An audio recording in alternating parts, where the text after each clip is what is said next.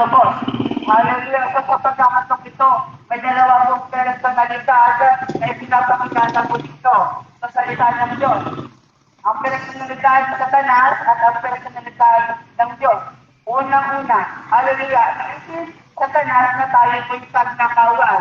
Hallelujah, literal na tayo nanakawan na subalit, patuloy na tayong pagnanakawan.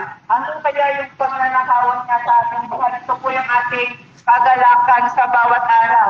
Hindi natin alam yung tipong ninanakaw Satanas ang ating kagalakan sa bawat araw. May pagkakataong napakasaya mo ngayong araw, subalit kinabukasan, ikaw ay biglang nagiging malungkot at hindi mo alam ang iyong mga nasa sa iyong buhay. Hallelujah. Dito nagsisimulang nakawin ang bagay na meron tayo, ang bagay na nais itanim ng Diyos ating buhay. Nais na nakawin ng kaaway yung ano yung bagay na meron tayo. Inanakaw niya kung ano yung ating katayuan sa harapan ng Diyos. Hallelujah. Patuloy na ninanakaw ng kaaway kung sino tayo sa harapan ng Diyos. Hallelujah. Tayo po'y anak ng Diyos. Hallelujah. Hallelujah. Ulitin ko po.